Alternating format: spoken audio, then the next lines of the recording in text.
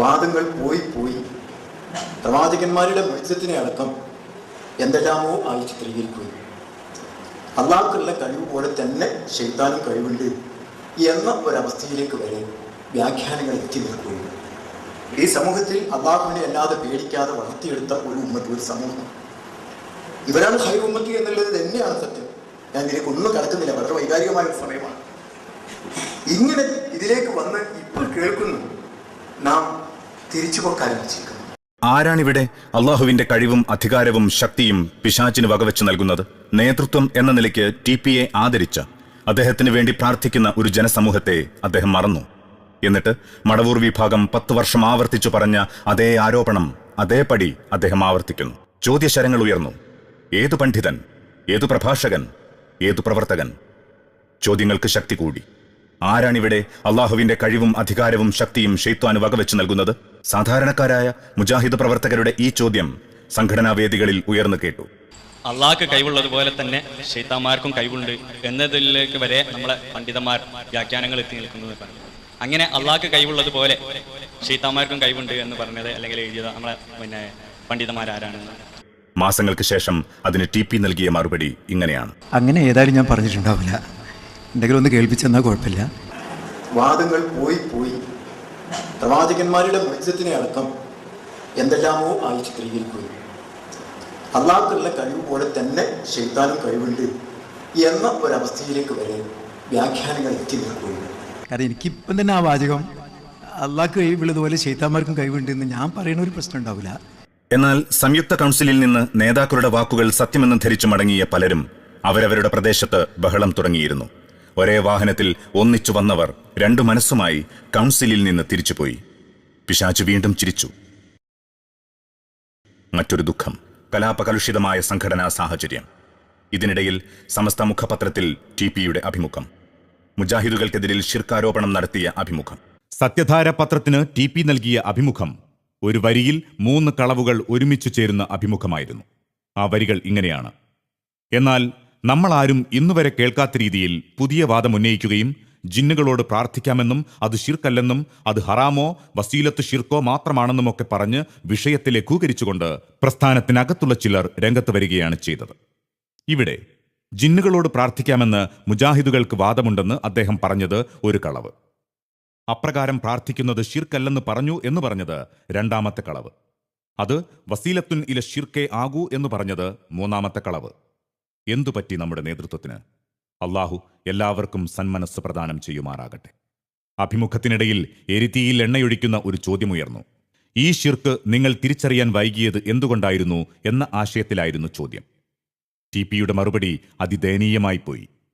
ഈ ചോദ്യം ഏതായാലും എനിക്ക് ബാധകമല്ല, കാരണം ഞാനൊക്കെ അന്നു തന്നെ ഇത് ഷിർക്കാണ് എന്ന് പറഞ്ഞതാണ്. സർ, താങ്കൾ ആരോടാണ് പറഞ്ഞത്? എന്നിട്ട് ആരാണ് ഇത് ഷിർക്കല്ല എന്ന് പറഞ്ഞത്? എന്താണ് അന്ന് അവർ തെളിവ് ഉദ്ധരിച്ചത്? എന്തുകൊണ്ട് താങ്കൾ ഈ മഹാതിന്മയെക്കുറിച്ച് തുടർച്ചയായ 5 വർഷം മൗനം പാലിച്ചു?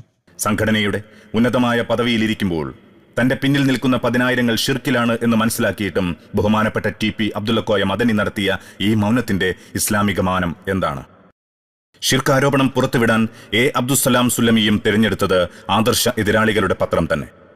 അന്ന് നമ്മുടെ പല പ്രഭാഷകരും അതിനെതിരിൽ വാചകങ്ങൾ കൊണ്ട് വെടിയുതിർത്തു. 2007 ഏപ്രിൽ ഇറങ്ങിയ സെൻസിംഗിൽ ഒരു ഫോട്ടോ കാണാം. നമ്മുടെ ബഹുമാന്യനായ സലാം സുല്ലമിയുടെ ഫോട്ടോയാണ്. എന്നിട്ട് അദ്ദേഹത്തിന്റെ കമന്റ്, മൗലവി വിഭാഗക്കാർ മുശ്രിക്കുകൾ. സലാം സുല്ലമി: ഞാനും നിങ്ങളൊക്കെ മുശ്രിക്കാണ്, നമ്മളെല്ലാരും മുശ്രിക്കുകളാണ്, മടവൂരികളല്ലാത്ത മുഴുവൻ ആളുകളും മുശ്രിക്കുകളാണ്.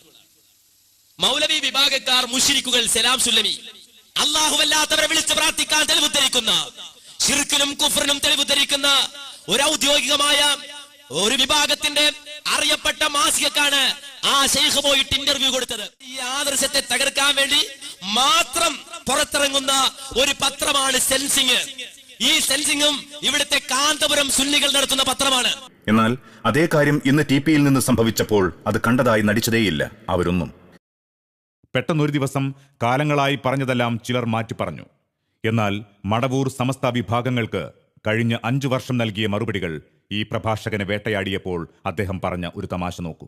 മടവൂരികൾക്ക് മറുപടി പറയുന്ന ക്ലിപ്പുകൾ എടുക്കും. ജബ്ബാർ മൗലവിയുടെ പകൽ വെളിച്ചം വായിക്കുമ്പോൾ നമ്മൾ ചെറിയ മുണ്ടത്തിന്റെ ബുക്ക് വായിച്ച് മറുപടി പറയുന്ന ക്ലിപ്പുകൾ പലയിടത്തും ഇടാറുണ്ട്. ഞാൻ വെല്ലുവിളിച്ചുകൊണ്ട് പറയാം, ആ സീഡികൾ ഓരോന്നും ഇരുന്നിട്ട് അതിൽ വ്യക്തമായി തന്നെ ജിന്നോട് സഹായം തേടി ശിർക്കാണെന്ന് പറയാതെ പോയിട്ടുണ്ടോ? ഉണ്ടെങ്കിൽ കൊണ്ടുവരൂ. എന്നാൽ ഇത് ശുദ്ധ കളവല്ലേ? അദ്ദേഹത്തിന്റെ സംസാരത്തിലെ ചില ഭാഗങ്ങൾ ഒന്നിച്ചു കേട്ടു നോക്കൂ. അത് ശിർക്കല്ല, അബൗദികമല്ല, കാര്യകാരണ ബന്ധങ്ങൾക്ക് അതീതമല്ല എന്താ തെറ്റതില്? ആ വാചകത്തിൽ അതിൽ നിന്ന് എവിടുന്നാ കിട്ടിയത്? ജിന്നുകളോട് പ്രാർത്ഥിക്കാൻ എവിടുന്നാ കിട്ടിയത്? ഞാൻ വെല്ലുവിളിച്ചുകൊണ്ട് പറയാം, ആ സീഡികൾ ഓരോന്നും ഇരുന്നിട്ട് അതിൽ വ്യക്തമായി തന്നെ ജിന്നോട് സഹായം തേടി ശിർക്കാണെന്ന് പറയാതെ പോയിട്ടുണ്ടോ? ഉണ്ടെങ്കിൽ കൊണ്ടുവരൂ. അത് ശിർക്കല്ല, അബൗദികമല്ല, കാര്യകാരണ ബന്ധങ്ങൾക്ക് അതീതമല്ല എന്താ തെറ്റതില്? ആ വാചകത്തിൽ അതിൽ നിന്ന് എവിടുന്നാ കിട്ടിയത്? ജിന്നുകളോട് പ്രാർത്ഥിക്കാൻ എവിടുന്നാ കിട്ടിയത്? നന്ദിപ്പള്ളി സമസ്തക്കാർക്ക് ഓഫർ ചെയ്ത് പ്രഖ്യാപനം നടത്തിയ വ്യക്തി പൊടുന്നനെയുണ്ടായ മാറ്റത്തിനൊപ്പിച്ച് തന്റെ ഭാഗം ന്യായീകരിക്കുന്നത് കാണുക. നന്ദിയിൽ വെച്ച് ഇസ്ലാം എടുത്ത് വായിച്ചിട്ട് പറഞ്ഞു, ജിന്ന്, മലക്ക്, പിശാച്, മനുഷ്യൻ എന്ന് വായിച്ചു.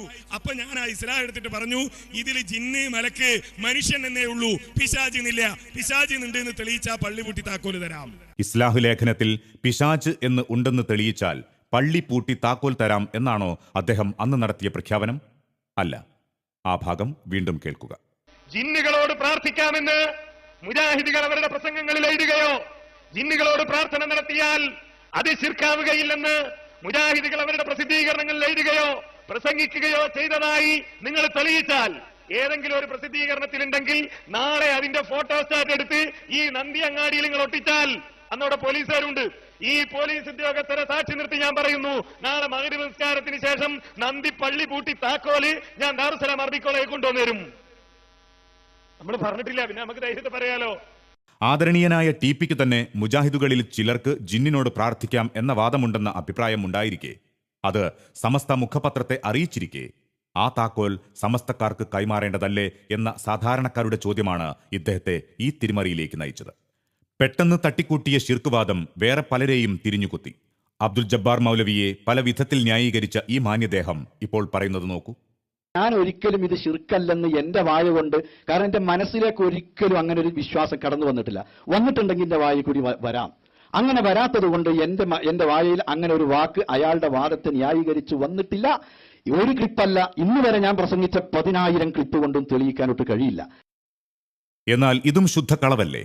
അദ്ദേഹത്തിന്റെ സംസാരത്തിലെ ചില ഭാഗങ്ങൾ ഒന്നുകൂടി കേൾക്കുക. ജിന്നിനോട് സഹായം തരിക എന്നുള്ളത് അവനല്ല. ഇതിന് സൂക്ഷ്മമായിട്ട് ഞാൻ പറയുന്നത്, ഒരു ജിന്നിന്റെ കഴിവുപെട്ട ഒരു കാര്യം ജിന്ന് ചെയ്യുന്നതിൽ സംശയമൊന്നുമില്ലല്ലോ. അപ്പൊ അവരോട് ഇങ്ങനെ പോയി എന്നിട്ട് ആ കഴിവിൽപ്പെട്ട കാര്യം ജിന്ന് ചെയ്യുകയാണെങ്കിലോ എന്നിങ്ങനെ പറഞ്ഞു പോയി അതിന്റെ വാചകങ്ങൾ ഓരോന്നോടും എന്ത് നോക്കിയാൽ കുറച്ചൊക്കെ പോയി കുറിച്ചിരിക്കാൻ പറ്റുന്ന നിലക്ക് ഒരു എഴുതിയതിൽ കാണാം. അതുകൊണ്ട് നമ്മൾ ആവശ്യമില്ലാത്തടത്തേക്ക് നമ്മൾ പോകണ്ട. ഒരു മഹിളായ ഒരാൾ ഇങ്ങനെ പറഞ്ഞിങ്ങനെ വെക്കുമ്പോ ആ വാചകത്തിൽ നമുക്ക് കുഴിച്ച് ശുദ്ധാക്കാൻ കുറച്ച് പ്രയാസം ഉണ്ടാകും. പുതുതായി വികസിപ്പിച്ചെടുത്ത ഈ ഷിർക്കിന്റെ പിതൃത്വം അബ്ദുൽ ജബ്ബാർ മൗലവിക്കാണ് ഇദ്ദേഹം ചാർത്തിക്കൊടുത്തത്. കേരളത്തിൽ ഈ ഫിത്തിനക്ക് വിത്തിട്ട അബ്ദുൽ ജബ്ബാർ മൗലവി അൽ ഇസ്ലാഹി മാസികയിൽ എഴുതിയതിനെ സംബന്ധിച്ച്. എന്നാൽ മറ്റൊരു പ്രഭാഷകൻ ചെറിയമുണ്ടം അബ്ദുൽ ഹമീദ് മദനിക്കാണ് ഇതിന്റെ ചാർജ് ഷീറ്റ് നൽകുന്നത്. ചെറിയമുണ്ടമാണ് ഈ ഭൗതികമായ കാര്യങ്ങളിൽ ജിന്നിനോട് സഹായം ചോദിക്കുന്നത് ശിർക്കല്ല എന്ന വാദം ആദ്യമായി കേരളത്തിലേക്ക് കൊണ്ടുവന്നത്. എങ്കിൽ മുജാഹിദ് കേരളം ചോദിക്കുന്നു, ആരാണ് ഈ ഷിർക്കിന്റെ ആവിഷ്കർത്താവ്? കാരണം കെ ഉമർ മൗലവി തന്നെ ഇതേ ആശയത്തിൽ എഴുതിയ വരികൾ കാണുക. സഹായിക്കാൻ ആരെയും കാണാതെ അത്യധികം വിഷമത്തിലകപ്പെടുന്ന സമയത്ത് യാ ഇബാദല്ലാഹ് എന്ന് വിളിച്ചാൽ അള്ളാഹുവിന്റെ മലക്കുകളും ജിന്നുകളും ആ ഗതിമുട്ടിയ മുഅ്മിനിനെ സഹായിക്കാൻ വന്നെത്തുമെന്ന് പ്രതീക്ഷിക്കാം. അപ്പോൾ ഇതനുസരിച്ച് മഹാനായ ഉമർ മൗലവി ഷിർക്ക് പ്രബോധകനായിരുന്നു. അതെ, ഉമർ മൗലവിക്ക് തൗഹീദിൽ പിഴവ് സംഭവിച്ചു എന്നും പറയേണ്ടി വന്ന സാഹചര്യം വരെ എത്തി കാര്യങ്ങൾ. ഉമർ മൗലവി പറഞ്ഞതാണല്ലോ ഉമർ മൗലവി അല്ലല്ലോ നമ്മളത്. നമ്മൾ ഹദീസിന് ഉമർ മൗലവിക്ക് നമ്മൾക്കും ഒക്കെ ഒരു തത്വമുണ്ട്. വൈഫ് ഹദീസിന് നമുക്ക് ആശയം കിട്ടൂല. ഒന്നും വേണ്ട, നമ്മളൊന്നും എടുക്കണ്ട. പക്ഷെ അതിൽ നിന്ന് വന്നൊരു തത്വമാണല്ലോ മൂപ്പര് പറഞ്ഞിരിക്കുന്നത്. അതൊന്നും വൈഫിന് ഒരു തത്വം കിട്ടൂല. അങ്ങനെയെങ്കിൽ മൂപ്പര് എന്താ ആദ്യം പറയേണ്ടത്? ഹദീസിൽ ദുർബലമാണ് മൂപ്പര് ബാക്കിയുള്ളവരൊക്കെ അതിന്റെ മുമ്പ് പറഞ്ഞൊക്കെ ഇപ്പൊ നിങ്ങൾ തക്ലീദ് ചെയ്യുന്ന ആളാ? അല്ലല്ല, തക്ലീദല്ല. ഈ വൈഫ് പറഞ്ഞാൽ പിന്നെ ഉമർ മൗലവിക്ക് തൗഹീദ് മനസ്സിലായില്ല. ഉമർ മൗലവിക്ക് തൗഹീദ് മനസ്സിലായി നോക്കിയാൽ നിങ്ങൾ ഞാൻ തൗഹീദീകരിച്ച് അല്ല, അങ്ങനല്ല. ഇവനൊക്കെ തൗഹീദ് ഇരുന്നില്ലേ? അല്ല, അതല്ല. ഇബ്നു കസീർ തീർന്നിരുന്നില്ലേ? അല്ലല്ല, നിങ്ങൾ ഇപ്പൊ ഒരു ഉമർ മൗലവിയുടെ വലിയ നമ്മളെ പ്രവാചകനായിട്ട് ഉമർ മൗലവി എന്ന് ഉമർ മൗലവിക്കത്തെ പല കാര്യങ്ങളും പല തെറ്റുകളും തൗഹീദിന്റെ വിഷയത്തിൽ തന്നെ അബദ്ധം വന്നത് ഞാൻ കാണിച്ചു തരാം. തൗഹീദ് വിഷയത്തിൽ തൗഹീദിന്റെ വിഷയത്തിൽ നമ്മൾ ഉമർ മൗലവിക്കും തൗഹീദിൽ പിഴവ് പറ്റിയിട്ടുണ്ടത്രേ. പെട്ടെന്നൊരു നാൾ പൊട്ടിമുളച്ച ശിർക്ക് വരുത്തിയ വിനകളാണിതൊക്കെ. ഈ ശബ്ദം കേൾക്കുക. മരുഭൂമി ചെന്നുപെട്ട ഒരു ജിന്നിനോട് ചോദിക്കാനുള്ള ഒരു കള്ള ഹദീസും പിടിച്ച് കള്ളത്തരം പറഞ്ഞ് മുവഹിദുകളെ ശിർക്കിലേക്ക് കൊണ്ടുപോവുകയാണോ? ഇതാണോ ഹദീസ് പണ്ഡിതന്മാരുടെ പണി? ഏത് ഹദീസാണോ നീ ഓതിയത്? ആരാണോ നിനക്ക് ഹദീസ് പഠിപ്പിച്ചു തന്നത്? മരുഭൂമിയിൽ പോയ ജിന്നിനോട് ചോദിക്കണമെന്ന് എവനാണോ നിന്നെ പഠിപ്പിച്ചത്? ആരാ നിനക്ക് ഹദീസ് പഠിപ്പിച്ചത്? ആ മുഹദ്ദിസിനെ കൊണ്ടുവാ ഇങ്ങോട്ട്. ധൈര്യമുണ്ടെങ്കിൽ കൊണ്ടുവാ ഇങ്ങോട്ട്. ഹദീസ് പഠിപ്പിച്ചു തരാ. ഹദീസ് പണ്ഡിതന്മാരല്ലാത്ത ഞങ്ങളുടെ മുന്നിലേക്ക് വാ. എന്നാൽ വിവാദമായ ദുർബല ഹദീസിനെക്കുറിച്ച് ഇതേ സലഫി തന്നെ ഒന്നിലധികം വേദികളിൽ ആവർത്തിച്ച ഈ നിലപാട് സ്വീകരിച്ചതിന്റെ പേരിലാണ് മുജാഹിദ് പണ്ഡിതർക്കും പ്രബോധകർക്കും നേരെ അദ്ദേഹം ആഞ്ഞടിക്കുന്നത്. ഈ ഭാഗം ശ്രദ്ധയോടെ കാണുക. യാ ഇബാദല്ലാ അഈനൂനി എന്ന് വിജനമായ സ്ഥലത്ത്, ഒരാളും രക്ഷിക്കാൻ ഇല്ല എന്ന് തോന്നുന്ന സ്ഥലത്ത് ഒരാൾ വിളിച്ചു തേടാമോ എന്നതാണ് പ്രശ്നം. അങ്ങനെ ഒരു ഹദീസ് വന്നിട്ടുണ്ട് എന്നാണ് പ്രസ്തുത റിപ്പോർട്ട്. ആ ഇബാദല്ലാ എന്ന് പറഞ്ഞാൽ ആരാ? മരിച്ചുപോയ ആളുകളോട് സഹായം ആവശ്യപ്പെട്ടുകൊണ്ട് പ്രാർത്ഥിക്കുന്നത് ശിർക്കാണ്. ജീവിച്ചിരിപ്പുള്ളവരോടും ദുആ ചെയ്യുന്നത് ശിർക്കാണ്. മനുഷ്യരല്ലാത്തവരോട് ദുആ ഇസ്തിഗാസ ചെയ്യുന്നത് അതും ശിർക്കാണ്.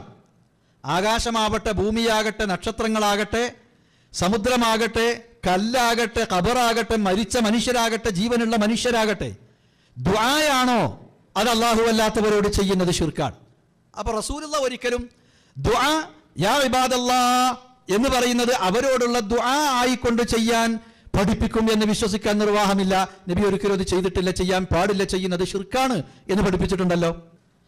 ഇനി ഇത് നേർക്കുനേരെ നമ്മൾ എടുത്താൽ തന്നെ ഇവിടുത്തെ പ്രശ്നം എന്തുള്ളൂ എന്നറിയോ? ഒരു വിളിച്ചു പ്രാർത്ഥനയല്ല. പരിചയമില്ലാത്ത ഒരു സ്ഥലത്ത്, വിജനമായൊരു സ്ഥലത്ത് ചെന്നുപെട്ടാൽ എന്തെങ്കിലും ബുദ്ധിമുട്ട് വരുമ്പോൾ മണ്ടിയരിയോ എന്ന് പറഞ്ഞ് വിളിക്കുന്ന ഒരു ശൈലി ഞങ്ങളെ മലപ്പുറം ഭാഗത്തൊക്കെ ഉണ്ട്. ചിലപ്പോൾ ആ വാക്കിന് പകരം വേറെ വാക്കായിരിക്കും വേറെ സ്ഥലത്തുണ്ടാകുക. ഇത് ആരോടാ? മരിച്ചുപോയ ആരെങ്കിലും ഉണ്ടെങ്കിൽ അവർ കേൾക്കട്ടെ എന്ന് വിചാരിച്ചിട്ടാണോ? അല്ല, എൻ്റെ വിളി കേൾക്കുന്നിടത്ത് ആരെങ്കിലും ഉണ്ടെങ്കിൽ അവർ അത് കേട്ട് എന്നെ സഹായിക്കട്ടെ എന്നുള്ള നിലക്കാണ്. അത് ശിർക്കിലേക്ക് പോകുന്ന വിളിയല്ല. ഇത്ര മാത്രമാണ് ആ റിപ്പോർട്ടിലുള്ളത്. ഇനി അതിൻ്റെ സനദിന്റെ വിശദാംശത്തിലേക്ക് പോകാതെ തന്നെ അത് എടുത്താൽ ഇത്രയേ അതിലുള്ളൂ. അതിലൊരു അപാകത ഒരാൾക്കും കാണാൻ കഴിയില്ല. അപ്പൊ അത് ഇന്ന സ്ഥലത്ത് ചെന്നിട്ട് അവിടുന്ന് ഇങ്ങനെ വിളിച്ചാൽ അത് അവർ തന്നെയാണ് എന്ന് ഒരു തീരുമാനത്തിലെത്തിയിട്ട് ഇത് അവരോടുള്ള തേട്ടവുമാണ്, അതുകൊണ്ട് അത് ശിർക്കുമാണ് എന്ന് പറയുന്നതിന് എന്തില്ല? യാതൊരു അടിസ്ഥാനവും യഥാർത്ഥത്തിലുള്ള ഇത് അവരോടുള്ള പ്രാർത്ഥന അല്ല എന്നാണ് ഞാൻ തീർത്തു പറയുന്നത്. ഇത് അവരോടുള്ള പ്രാർത്ഥന അല്ല എന്നാണ് ഞാൻ തീർത്തു പറയുന്നത്. അതെ, ഹദീസിൽ പറഞ്ഞ വിളി പ്രാർത്ഥനയാകുന്ന വിളിയാകില്ലെന്ന് അദ്ദേഹം നിസ്സംശയം വ്യക്തമാക്കുന്നു. എങ്കിൽ പിന്നെ എന്തിനാണ് ഈ ബഹളങ്ങൾ? കെ ഉമർ മൗലവിയുടെ നിലപാടും ഇതോടൊപ്പം ചേർത്ത് വായിക്കുക. ഈ ഹദീസ് ബലഹീനമാണെന്നതിൽ തർക്കമില്ല. കാരണം ഇതിന്റെ പരമ്പരയിൽ സെയ്ദ് ബിൻ അലി എന്ന ആൾ ഉത്ബയെ കണ്ടിട്ടില്ല. അതിനാൽ സനദ് ഇടമുറിഞ്ഞതു നിമിത്തം തള്ളപ്പെട്ടിരിക്കുന്നു. ഇനി ഹദീസ് സ്വഹീഹാണെന്ന് വെറുതെ സങ്കല്പിച്ചാൽ തന്നെയും വാദവിഷയവും ഇതും തമ്മിൽ യാതൊരു ബന്ധവുമില്ല. സ്വഹീഹാണെന്ന് സങ്കല്പിച്ചാൽ തന്നെ എന്ന പ്രയോഗം 2012 ദുർബല ഹദീസ് തെളിവാക്കാൻ ആരെങ്കിലും കെട്ടിച്ചമച്ചുണ്ടാക്കിയ കണ്ടെത്തലല്ല എന്നത് പ്രത്യേകം പ്രസ്താവ്യമാണ്. കെ ഉമർ മൗലവി സ്വയം ഉണ്ടാക്കിയതുമല്ല ഇത്. ഈ വിഷയം കൈകാര്യം ചെയ്ത മുൻഗാമികൾ മുഴുവൻ ഈ നിലപാടാണ് സ്വീകരിച്ചത്. മൂവാറ്റുപുഴ സുന്നി മുജാഹിദ് സംവാദം സംഘടിപ്പിക്കപ്പെടുന്നത് പ്രസ്ഥാനത്തിൽ അപസ്വരങ്ങളുടെ കാർമേഘങ്ങൾ ഉരുണ്ടുകൂടിയ പ്രത്യേക ഘട്ടത്തിലാണ്. അവിടെ എരിത്തീയിൽ എണ്ണയൊഴിക്കാൻ വന്ന പുരോഹിത തന്ത്രങ്ങൾ തിരിച്ചറിയാൻ കക്ഷിത്വത്തിന്റെ അന്ധത ബാധിച്ച ചിലർക്ക് കഴിയാതെ പോയി. സംവാദത്തിൽ അഹ്സനി ഉന്നയിച്ച ചോദ്യം ശ്രദ്ധിക്കുക. ഏതായാലും ഇപ്പോൾ പറഞ്ഞെന്താ? യാ ഇബാദല്ലാഹി അഈനൂനി എന്ന് വിളിക്കുന്നത് ശിർക്കാണോ എന്ന് ചോദിച്ചപ്പോൾ അത് ആ വാക്ക് പറയാൻ അയാൾക്ക് ചെറിയ പ്രയാസം ഉണ്ടാവും. ഏതായാകട്ടെ ശിർക്കാണ് എന്നാണല്ലോ ഇപ്പൊ നിങ്ങൾ പറഞ്ഞു വെച്ചത്. അടുത്ത ഞങ്ങളുടെ ചോദ്യം, ഇത് നിങ്ങളുടെ പത്രം ഇസ്ലാഹ് പത്രം, ഞങ്ങളുടേതല്ലോ ഇസ്ലാഹ് പത്രം. ഇതിൽ നിന്ന് ഞാൻ വായിക്കുന്നു, കേട്ടോളൂ. പകൽ വെളിച്ചത്തിൽ വിജനമായ മരുഭൂമിയിലൂടെ വഴിയറിയാതെ നടന്നു നീങ്ങുന്ന ഒരാൾ പരിസരത്ത് ആരെയും കാണുന്നില്ല. ഹനീഫി അനസൊന്നും അവിടെ അല്ല. ഇവിടെ എന്റെ ശബ്ദം കേൾക്കുന്ന ആരെങ്കിലും ഇൻ ബ്രാക്കറ്റ് മനുഷ്യൻ മലക്ക് ജിന്ന് എന്നെ സഹായിക്കട്ടെ എന്ന് നനച്ച് പടപ്പുകളെ എന്നെ സഹായിക്കണേ, എനിക്ക് വഴി കാണിച്ചു തരണേ എന്ന് ഉച്ചത്തിൽ വിളിച്ചു പറയുന്നുവെങ്കിൽ അഭൗതിക മാർഗത്തിലുള്ള സഹായതേട്ടം അതിലില്ല. നിങ്ങളെ പത്രമാണ് ഈ പറയുന്നത്, നിങ്ങളുടെ ഇസ്ലാഹ് പത്രം. ഞാൻ ചോദിക്കട്ടെ, ഇസ്ലാഹ് പത്രം ശിർക്ക് പ്രചരിപ്പിക്കുന്ന പത്രമാണോ? എന്റെ രണ്ടാമത്തെ ചോദ്യം. മറുപടി പറയണം. ഇതാരാ എഴുതിയത്? നിങ്ങൾക്ക് ഇത്രക്കാലം തൗഹീദ് പഠിപ്പിച്ച ജബ്ബാർ മൗലവി. അതാ അതിന് വലിയ അവസരം. മണ്ണാർക്കാട് ഞങ്ങളുടെ അലവി സഖാഫി ഉസ്താദ്, മാളിയേക്കൽ ഉസ്താദ്, അങ്ങോട്ട് മഞ്ചേശ്വരത്ത് പേരോട് ഉസ്താദിന്റെ കൂടെ, അതുപോലെ ആലുവയിലും, അതുപോലെ തന്നെ ഈ അടുത്ത് തലശ്ശേരിയിലും എല്ലാം നേതൃത്വം നൽകിയ, നിങ്ങളെ മുന്നിൽ തലയെ കെട്ടിയിരുന്നിരുന്ന ജബ്ബാർ മൗലവി എവിടെ പോയി? അയാളാണ് പറയുന്നത്. അതാണ് ഞങ്ങൾ പറഞ്ഞത്. മൂവാറ്റുപുഴയിലെത്തിയപ്പോൾ ആ നേരത്തെ തലശ്ശേരിയിലും ആലുവയിലും മണ്ണാർക്കാടും ഉണ്ടായിരുന്ന ജബ്ബാർ മൗലവി മുശ്രിക്കായി എന്ന് നിങ്ങൾക്ക് പറയേണ്ടി വരും. അതുകൊണ്ട് ഞങ്ങളെ രണ്ടാമത്തെ ചോദ്യം, നിങ്ങളെ ഇസ്ലാഹ് പറയുന്നു അഭൗതികമായ തേട്ടം അതിലില്ല, അത് പ്രാർത്ഥനയല്ല എന്ന് ജബ്ബാർ മൗലവി പറയുന്നു. ഇസ്ലാഹ് പറയുന്നു ജബ്ബാർ മൗലവി ശിർക്കിന്റെ പ്രചാരകനാണോ? ജബ്ബാർ മൗലവി മുശ്രിക്കാണോ? മറുപടി പറയണം. ഇസ്ലാഹ് പത്രം വെറുതെ അങ്ങനെ പറഞ്ഞു, പ്രാർത്ഥന തിരിഞ്ഞിട്ടില്ല, കള്ളും തിരിഞ്ഞിട്ടില്ല, ചായയും തിരിഞ്ഞിട്ടില്ല, തിരിഞ്ഞിട്ടില്ല എന്നുള്ളത് തിരിഞ്ഞിട്ടില്ല. ഈ ദുർബല ഹദീസ് ഇവിടെ ചർച്ചയാകുന്നത് ഇത് ആദ്യമല്ല. 2007 ഏപ്രിൽ മാസം പ്രസിദ്ധീകരിച്ച ഇസ്ലാഹ് മാസികയിൽ ജബ്ബാർ മൗലവി എഴുതിയ ഈ വരികളും പലതവണ ചർച്ചാ വിധേയമായിട്ടുണ്ട്. അഹ്സനിയുടെ ചോദ്യത്തിന് മൂവാറ്റുപുഴ സംവാദവേദിയിൽ നൽകപ്പെട്ട മറുപടി കേൾക്കുന്നതിന് മുമ്പ് കഴിഞ്ഞ 5 വർഷം ഈ വിഷയത്തിൽ നാം നൽകിയ മറുപടി എന്താണ് എന്ന് ഓർക്കുന്നത് നന്നായിരിക്കും. എന്നാൽ എന്താ സംഭവം? ഒരു ഹദീസിന്റെ വിശദീകരണം ഇസ്ലാഹിൽ വന്നതിനെടുത്ത് ദുർവ്യാഖ്യാനിച്ചിട്ടാണ് യഥാർത്ഥത്തിൽ ഇവർ മുജാഹിദുകൾ ജിന്നോട് പ്രാർത്ഥിക്കുന്നവരാണ് എന്ന് പറഞ്ഞു നടന്നത്. അപ്പൊ ഒന്ന് മുതൽ നമ്മളൊന്ന് മനസ്സിലാക്കണം. ആദ്യം നമ്മുടെ പേരിൽ ആരോപണ എന്ത്? ജിന്നോട് പ്രാർത്ഥിക്കാൻ പറഞ്ഞു. എന്ത്? യാ ഇബാദല്ലാഹി ഇനൂനി എന്ന ഹദീസിനെ വിശദീകരിച്ച് ഒരു മുസ്ലിയാർക്ക് മറുപടി പറഞ്ഞ ആ ഭാഗം എടുത്ത് ദുർവ്യാഖ്യാനിച്ചിട്ടാണ് നമ്മുടെ മേൽ ആരോപണം ഉന്നയിച്ചത്. പക്ഷേ തുടർച്ചയായ 5 വർഷം നമ്മുടെ വേദികളിലും പേജുകളിലും നാം നൽകിയ ഈ മറുപടികൾ മൂവാറ്റുപുഴയിൽ കായക്കൊടി മറന്നുപോയി. അതെ, അദ്ദേഹത്തിന്റെ മറുപടി കേട്ട് മുജാഹിദ് കേരളം സ്തംഭിച്ചു. നിങ്ങൾ വിചാരിച്ചത് ഞങ്ങൾ പറയില്ലെന്നല്ലേ? ഞങ്ങളെ സംബന്ധിച്ചിടത്തോളം ഞങ്ങളുടെ ആദർശം വളരെ കൃത്യമായി പറഞ്ഞു. അത് പറഞ്ഞു, ഞങ്ങൾക്ക് തിരിഞ്ഞിട്ടില്ല എന്നല്ലേ നിങ്ങൾ പറഞ്ഞത്? ഞങ്ങൾക്ക് തിരിഞ്ഞു. പക്ഷെ ഞങ്ങൾക്ക് തിരിഞ്ഞെന്ന് നിങ്ങൾക്ക് തിരിഞ്ഞത് നിങ്ങൾ തിരിയാതാക്കുകയാണ്. ഇത് നിങ്ങളുടെ സെൻസിങ്. ഈ സെൻസിങ് ഏതാണ്? സെൻസിങ് എന്ന് ഓർമ്മയുണ്ടോ? ഈ സെൻസിങ്ങിന്റെ പ്രത്യേകത നമ്മളുടെ ഈ കുന്നത്തേരി സംവാദത്തെ കുറിച്ച് റിപ്പോർട്ട് വന്ന സെൻസിങ് ആണ്. ഈ സെൻസിങ് 24 ഫെബ്രുവരി 2009 ഈ സെൻസിങ്ങിൽ എഴുതുകയാണ്, ഹനീഫ് കായ ജിന്നിനെ വിളിച്ച് സഹായം തേടാൻ പറ്റില്ലെന്ന് ആവർത്തിച്ച് പറഞ്ഞ ഹനീഫ് മൗലവി ജിന്ന് സ്പെഷ്യലിസ്റ്റുകളായ ജബ്ബാർ കോക്കസിനെ ഒന്നടങ്കം മുശ്രിക്കാക്കി എന്ന് ഞങ്ങൾ അന്നേ പറഞ്ഞു. ഈ ജിന്നിനോട് തേടൽ ശിർക്കാണ്. അത് നിങ്ങൾക്ക് മനസ്സിലായി, നിങ്ങളെ ദേവി. പക്ഷേ ഇപ്പോ അത് നിങ്ങളോട് മറന്നുപോയി. ഞങ്ങൾ അവിടെ പറഞ്ഞത് തക്ബീർ തൊഴിലാളികൾ ഉത്തരവാദിത്തം കൃത്യമായി നിർവഹിക്കുക. ഞങ്ങൾ പറയുന്നു ഈ ഇസ്ലാഹ് മാസികയിൽ വന്നത് അത് ശിർക്കാണെന്ന് ഞങ്ങൾ എഴുതി. ഇനി അയാൾ മുശ്രിക്കാണോ ഇയാൾ മുശ്രിക്കാണോ? അങ്ങനെ ആളെ മുശ്രിക്കാക്കലല്ല ഞങ്ങളുടെ പണി. ജബ്ബാർ മൗലവിയെ മുശ്രിക് എന്ന് നിങ്ങൾ വിളിച്ചില്ല എന്നത് ശരി തന്നെ. പക്ഷേ പെട്ടെന്നൊരു ദിവസം അദ്ദേഹം എഴുതിയത് ശിർക്കാണ് എന്ന് നിങ്ങൾ പറഞ്ഞു തുടങ്ങി. മാത്രവുമല്ല, ആ സാത്വികനായ പണ്ഡിതനെക്കുറിച്ച് ഇവർ പറഞ്ഞ ഈ വരികൾ എന്തുമാത്രം അപകടകരമാണ്. ജബ്ബാർ മൗലവി ചെയ്ത ഈ പണിയുടെ ഫലം ഉണ്ടായത് എന്താണെന്നറിയോ? സൗദി അറേബ്യയിലേക്ക് വിഗ്രഹം കൊണ്ടുവന്ന് വെച്ചില്ലേ? നൂഹ് നബിയുടെ സമൂഹത്തിലേക്ക് ഈ നാട്ടക്കുറ്റികൾ ഉണ്ടാക്കി കൊടുത്തില്ലേ? ആ നാട്ടക്കുറ്റി ഉണ്ടാക്കി കൊടുത്തവർ വിഗ്രഹം കൊണ്ടുവന്ന് വെച്ച അംർ ബിൻ ലുഹയ്യ് എന്ത് പണിയാണോ ചെയ്തത്, അതേ പണിയാണ് അബ്ദുൽ ജബ്ബാർ മൗലവി ചെയ്തത്. സഹോദര, ഹനീഫ് കായക്കൊടി അബ്ദുൽ ജബ്ബാർ മൗലവിയെ ഷിർക്ക് ആരോപിച്ചു തള്ളിയതോടെ അഹ്സനി നടത്തിയ ആഹ്ലാദ പ്രകടനം കാണുക. അൽഹംദുലില്ലാഹ്, വളരെ മുതലായിട്ടുണ്ട് നിങ്ങളുടെ സംവാദം. മുജാഹിദ് പ്രസ്ഥാനത്തിൽ അടുത്ത പിളർപ്പിന്റെ പ്രഖ്യാപന സമ്മേളനമായി നമ്മുടെ ഈ സംവാദം മാറിക്കഴിഞ്ഞു. അൽഹംദുലില്ലാഹ്. ചൂണ്ടയിൽ ഇര കുടുങ്ങിയ ചൂണ്ടക്കാരന്റെ ആഹ്ലാദമാണിത്. തൗഹീദിന്റെ സംഘശക്തിയെ കത്തിച്ചാമ്പലാക്കാൻ പോകുന്ന അപചയത്തിന്റെ തീക്കനൽ കണ്ടുകൊണ്ട് തന്നെയാണ് ഈ ആഹ്ലാദം. ഇവിടെ നീറിത്തുടങ്ങിയ ഈ കനൽക്കട്ടകൾ കത്തിപ്പൊങ്ങുമെന്ന് ആർക്കും ഊഹിക്കാവുന്നതേയുള്ളൂ. കാരണം കായക്കൊടിയും കൂട്ടരും മാറ്റി പറഞ്ഞത് അബ്ദുൽ ജബ്ബാർ മൗലവിയോടുള്ള നിലപാടല്ല, മറിച്ച് മുജാഹിദ് പ്രസ്ഥാനം പഠിപ്പിച്ച തൗഹീദാണ്. ഈ ചോദ്യവും ഉത്തരവും ഒന്ന് കേൾക്കുക. അല്ലാഹു മൗലവി, നിങ്ങൾ സെൻസിംഗ് എടുത്ത് വായിച്ചത് എന്താ? ആലുവയിൽ വന്നപ്പോ തന്നെ ജബ്ബാർ മുശ്രിക്കായിരുന്നു. ആ മുശ്രിക്കിനെ കൂട്ടിയിട്ട് ഞങ്ങൾ തലശ്ശേരി വന്നത്. മുശ്രിക്കിനെ കൂട്ടിയിട്ടായിരുന്നു നടത്തം. നിങ്ങൾ ജമിയത്തിൽ കൂടെ ഉലമ കൂടിയാൽ എത്ര മുശ്രിക്കുണ്ട്, എത്ര കാഫിറുണ്ട്, എത്ര മുവഹിദുണ്ട് പറയണം ജനങ്ങളോട്. അതെ, മാറ്റി പറഞ്ഞത് അബ്ദുൽ ജബ്ബാർ മൗലവിയോടുള്ള നിലപാടല്ല, മറിച്ച് മുജാഹിദ് പ്രസ്ഥാനം പഠിപ്പിച്ച തൗഹീദാണ്. എന്നാൽ മൂവാറ്റുപുഴയിലെ സംവാദവേദിയിൽ വെച്ച് മുജാഹിദ് പ്രബോധകർക്കെതിരെ ഷിർക്ക് ആരോപണം നടത്തിയ ഹനീഫ് കായക്കൊടി അതേ സംവാദവേദിയിൽ വെച്ച് തന്നെ സ്വയം ഷിർക്കിൽ വീഴുന്നതാണ് പിന്നീട് നാം കണ്ടത്. അപ്പൊ നമ്മൾ കായക്കൊടിയോട് ചോദിച്ചു, അല്ല കായക്കൊടി, ജിന്നിന്റെ സഹായം തേടിയാ കാഫിറാവുന്നല്ലേ നിന്റെ വാദം? അങ്ങനെയാണെങ്കിൽ സിഹ്ർ ഫലിക്കുമെന്ന് വിശ്വസിച്ചാൽ നീ മുശ്രിക്കാവൂലേ? സിഹ്ർ ഫലിക്കുന്ന ആളും പറയുന്നുണ്ട്. ആ ചോദ്യം ഒന്ന് കേട്ടോ, ആകെ മുശ്രിക്കാ, ശിർക്ക് തൊഴിലാളി. ചോദ്യം നിൽക്ക്, വല്ലാത്തൊരു ശിർക്കനെ വരെ ശിർക്കിട്ടും. ചോദ്യത്തിലേക്ക് വരുന്ന ഉപ്പം എന്തായിന്നറിയോ? ജബ്ബാർ മൗലവി ഔട്ട്, പിന്നെ ആരാ ഔട്ടായത്? സക്കരിയ സലാഹി ഔട്ട്, പിന്നെ ആരാ ഔട്ടായത്? മിസ്റ്റർ ബാലുശ്ശേരി, ഇവരൊക്കെ ഔട്ടായി. പോരാത്തതിന് ആരും ഔട്ടായി, നമ്മുടെ ഷൗക്കാൻ, പിന്നെ ഞങ്ങളുടെ നേതാവായ നബവി ഇമാം. ഇതൊക്കെ മുശ്രിക്കാക്കി തള്ളിക്കളഞ്ഞ അവസാനം അല്ലാഹു അല്ലാത്തവർക്ക് അഭൗതികമായ കഴിവുണ്ട് എന്ന് വിശ്വസിച്ചുകൊണ്ടാണല്ലോ ശിർക്ക് ഫലിക്കുമെന്ന് വിശ്വസിക്കുന്നത്. അതോടെ നിങ്ങൾ മുശ്രിക്കായി.